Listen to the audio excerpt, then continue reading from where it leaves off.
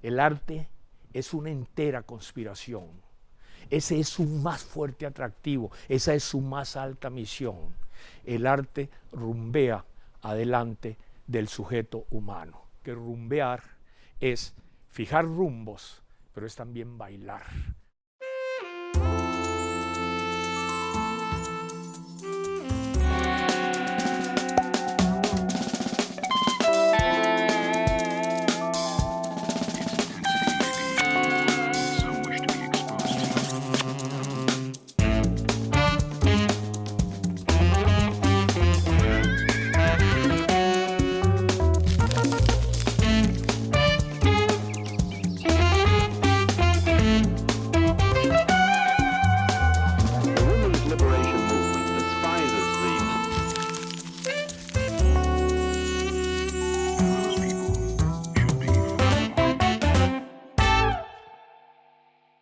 Yo me formé como arquitecto, estudié en México y llegando aquí al país, era director de la escuela, Jaime González, me propuso que por qué no montábamos un curso sobre aspectos de arte dentro de la escuela de filosofía.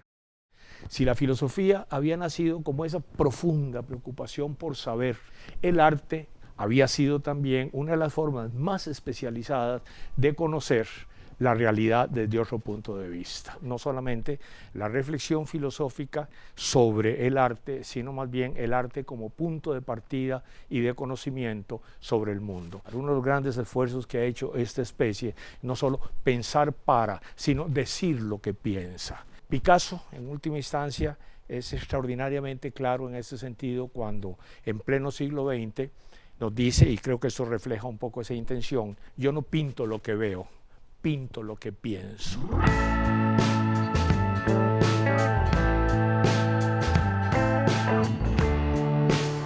Muchas personas pensaban que un curso de filosofía del arte era ir a aprender sobre arte. Y una de las primeras sorpresas que se llevaban cuando acudían a los cursos con Roberto es que lo que importaba era la pregunta de cómo hacer filosofía con el arte. Juntar dos formas de conocimiento, dos formas de saber, dos formas de hacer, que el dualismo más básico y simplista separa, porque considera una puramente racional y por lo tanto alejada de lo material y de lo aparente, y a la otra como un mero hacer que despliega solo, digamos, representaciones y solo imágenes del mundo. Es fundamental para el ámbito artístico, digamos, interactuar, reconocerse, buscar esa retroalimentación de las ciencias sociales o el ámbito epistemológico del conocimiento, y al contrario, ¿verdad? Porque lo otro es a veces las ciencias sociales y el ámbito de la filosofía, digamos, han dado la espalda a la producción creativa y a la producción de las artes, o la consideran un mero divertimento también, ¿verdad? Podemos trabajar con las pinturas, con las películas, con las obras de teatro, con el movimiento humano. ¿Cómo podemos trabajar con eso para hacer filosofía también, para producir filosofía? Porque el fin, y eso es algo que estaba muy claro en los cursos de Roberto, incluso creo que además le trajo algunos problemas por las expectativas que mucha gente llegaba a esos cursos, de que estaban aprendiendo poco de arte o estaban recibiendo poca información acerca del arte y muchas preguntas por el arte. Y es fantástico que esto nos lo haya enseñado alguien que además cultivó la filosofía de manera autodidacta, que lo hizo, digamos, en su propia práctica como arquitecto, como artista. Es fantástico también que la pregunta por lo filosófico proviene de alguien que se la ha planteado de una manera tan genuina, tan natural, tan espontánea, y no de una manera meramente profesional o académica. Y creo que eso es una lección fundamental para la filosofía. No estar repitiendo qué hicieron los otros y qué espumarajo dejaron, sino que eso se pierda porque lo que tenemos por delante es lo fundamental. Digamos que la idea más generalizada y errónea que tenemos es que las imágenes son pasivas y que lo más importante que tenemos que estudiar es qué hacemos nosotros con las imágenes o qué podríamos hacer nosotros con las imágenes. preguntarse qué hacen las imágenes de nosotros, más bien. El graffiti es un tipo de arte que de alguna manera uno le impone a la gente. Quiera o no, si vuelve a ver para allá, va a ver mi obra. Mientras que cuando la gente va a un museo, la gente decide ir y decide qué ver. También por eso tal vez es un poco relacionado con rebeldía, porque es como tome, véalo y no me importa si quiere verlo o no. Me gustaba como que alguien más que los papeles, no sé, como que fueran testigo de mi arte y de lo que me gustaba crear. Entonces la calle, ¿por qué no? El pintar en la calle trae diferentes emociones, diferentes de estar en la casa pintando un canvas por tiempo ilimitado. Me parece que le hace ver a la gente que hay personas que nos queremos expresar en la ciudad, que queremos inclusive decorar y que vemos la ciudad como el espacio de la gente. Entonces, ¿por qué no hacerlo nuestro y expresarnos ahí? Tiene una relación muy directa con la sociedad y con cómo vemos el mundo. Solo que hay gente que no se pone a rayar las paredes y lo expresa de otras maneras, pues nosotros lo hacemos así. ¿Qué es preferible? ¿Ver como una ciudad llena de paredes, toda monótona, monocromática, o ver la vara colorida? Pero varas así como escribir ultra y nada, algo que ni siquiera se vea bonito, ni siquiera tenga nada artístico, ni nada de complejidad en el diseño. Me parece que eso ya es vándalo, porque ¿cuál es la necesidad de estar rayando la misma cosa mal hecha, no decorando, más bien haciendo que la pared se vea peor? Si vos ves los tatuajes en una persona, cuentan como la historia de esa persona, lo que le gusta a esa persona, eventos en su vida. Son como recordatorios de cosas que pasaron o de cosas que uno quiere que sigan pasando.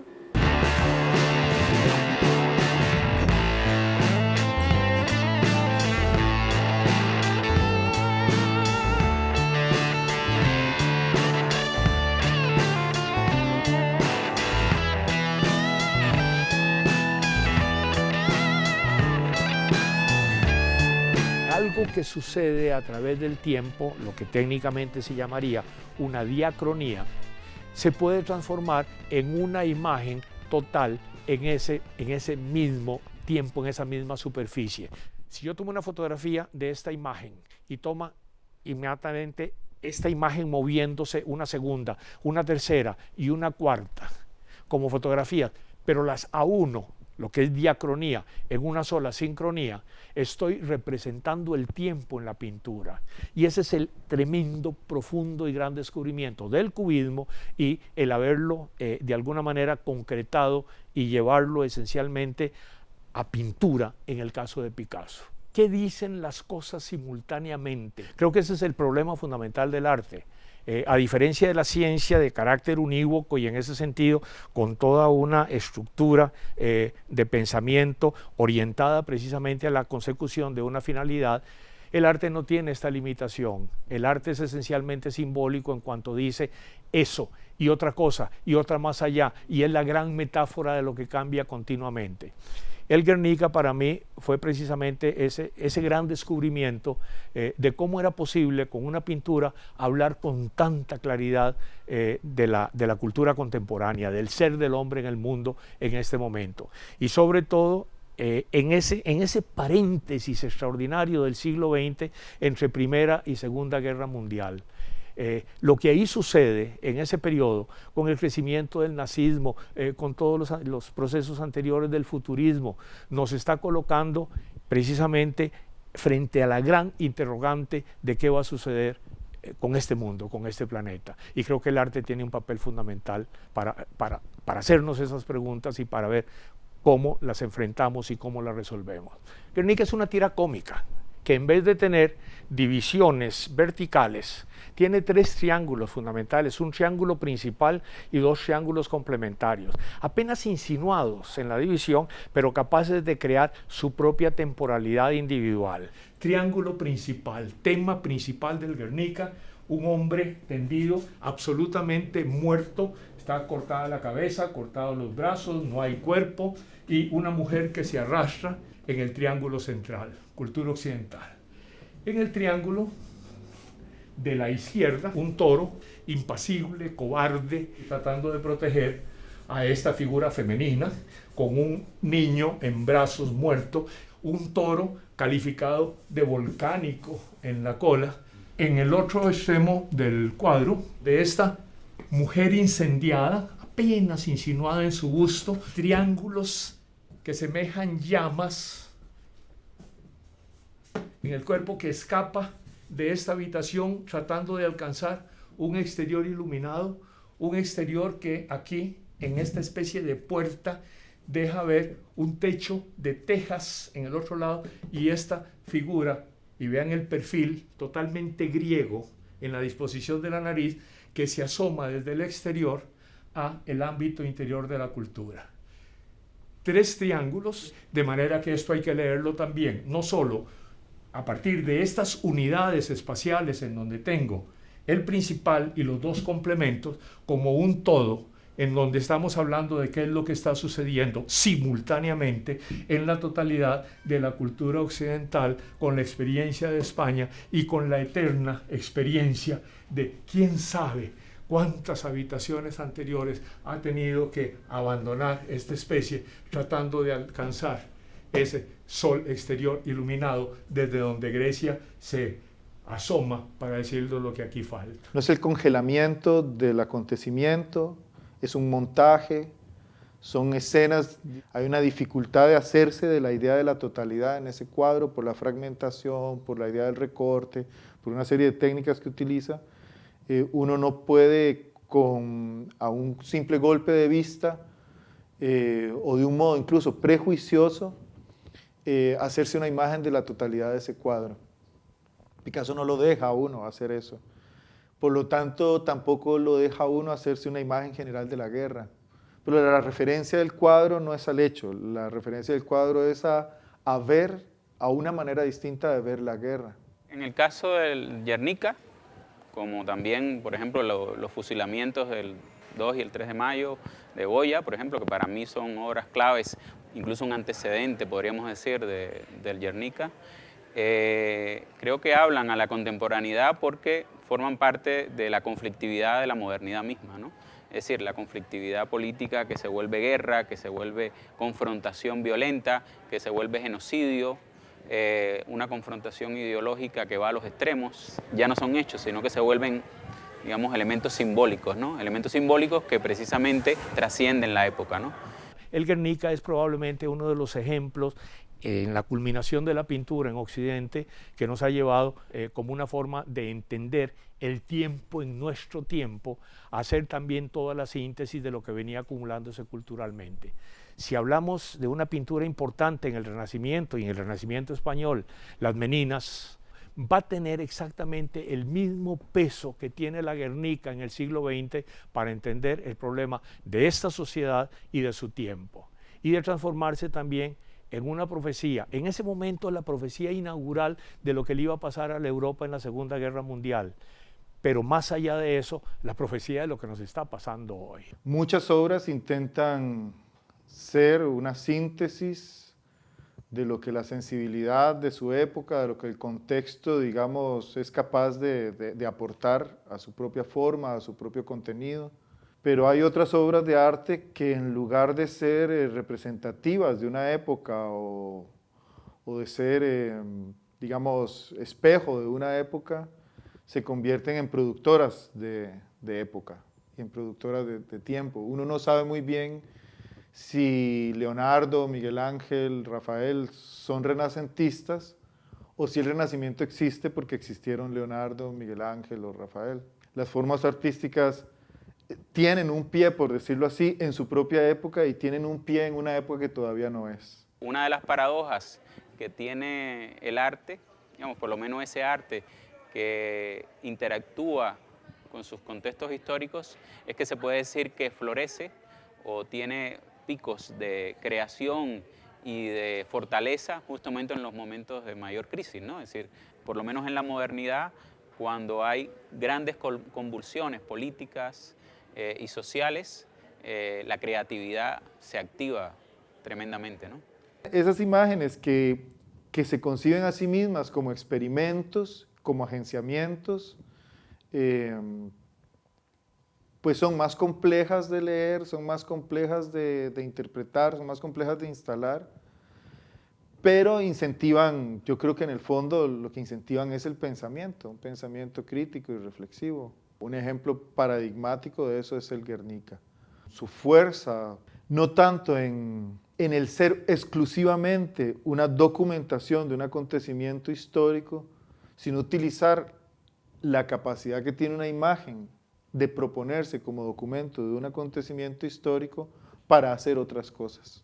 Para que se pueda descubrir cuál es la posibilidad de decir cosas. Uno de los ejercicios que a mí me parecía extraordinariamente fácil de aplicar era pedir como tarea que en 10 renglones, para que no fueran tesis doctorales, que en 10 renglones se dieran las instrucciones de cómo hacerse el nudo de un zapato. Entonces el ejercicio siguiente, cuando ya habían hecho esa parte escrita, en la clase consistía, a ver, lea usted sus instrucciones y usted repítalas. Y no había forma. No había forma de que se pudieran con esas instrucciones hacer un nudo, a pesar de que no había tampoco manera de decir, no es que usted es un ignorante para hacer nudos de zapatos. No, usted puede ser un ignorante para escribir cómo se hacen, pero sabe hacerse los nudos de zapatos. El arte es un saber hacer cosas, no necesariamente saber escribirlas, que es un problema totalmente diferente. Para mí como artista el arte es importante porque si no, ¿cómo hago para expresar lo que siento? Hay gente que se le hace fácil hablar de sus emociones, de sus sentimientos. Yo me he dado cuenta mucho que en mi caso personal, en un dibujo lo que haga siempre va a expresar lo que siento. Entonces es como netamente una expresión de emociones y sentimientos. Las artes son los accesos sensibles a la conciencia humana. Si ustedes revisan cualquiera de las artes, se darán cuenta que ninguno se plantea como idea abstracta ni mucho menos, sino que siempre se ancla radicalmente en una materialidad. La poesía, o la prosa, o la novela, o la literatura, en la materialidad de la palabra, en esto que suena frente al otro o que nos permite ver escrito frente al otro. La danza con el cuerpo, la arquitectura con el manejo de sólidos construidos, la pintura con pigmentos sobre una tela, la música con sonidos. No se toparán absolutamente ninguna expresión de arte que no parta de una materialidad expresiva. Lo demás, y en el momento en que lo llevamos al discurso, pueden parecer ideas abstractas y demás, pero no se puede mencionar una sola obra que no parta de su pura materialidad. Cuando nosotros miramos una imagen, no vemos la imagen, vemos lo que la imagen representa, no vemos la aplicación de la pintura, no vemos los químicos sobre el papel, no vemos el funcionamiento de los píxeles, vemos a alguien luchando, vemos a un caballo corriendo y hablamos de ese modo, de eso que estamos viendo, como si lo estuviéramos viendo. Y lo que realmente estamos viendo es una imagen de la cual nunca hablamos. De la imagen no hablamos, hablamos de lo que la imagen representa. En medio de todo este tráfago, de este caos, de esta dolorosa situación en blanco y negro, tiene velados colores, pero que en las reproducciones no se notan. Aquí, en el pie, en el centro mismo del cuadro, una pequeña flor, en manos de este hombre que ha muerto, que sostiene la espada en la mano y que simplemente advierte, si somos capaces, las meninas, como espectadores, de levantarnos de aquí donde estamos para alcanzar el exterior iluminado, tengamos cuidado de no pasar por encima de la esperanza.